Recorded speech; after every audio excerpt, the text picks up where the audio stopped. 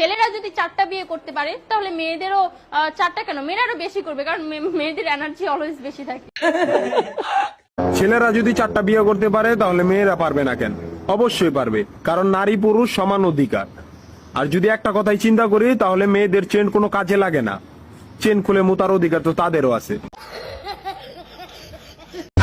মালে আসেন, একটা চাবি দিয়া যদি 4টা তালা খোলা যায় ওটাকে বলা হয় মাস্টার কি, আর একটা তালা যদি 4টা চাবিতেই খুলে সেটাকে বলা হয় খাঙ্কি।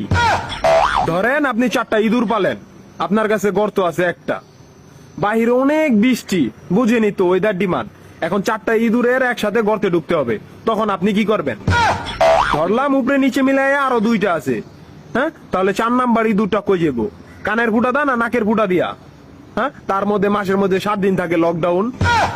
আমি মানি, আমি না শুধু সবাই মানে, মেয়েদের অনেক পাওয়ার, মেয়েদের অনেক এনার্জি। তাহলে দেশের মধ্যে ঘন ঘন লোডশেডিং হয় কেন? আমার মাথায় কোনোভাবেই ঢোকে না। একটা ছেলে যদি 4টা বিয়ে করে, 4টা ঘরে যদি 10টা সন্তান থাকে, তারপরে বাপের নামে একটাই থাকবো।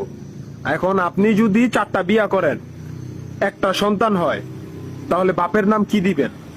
সলিমুদ্দিন, কলিমুদ্দিন, আনোয়ার, মনোয়ার, নাকি গড়ে মিলাইয়া জানোয়ার? আপনি কি নারী না ঢাকা শহরের লোকাল গাড়ি?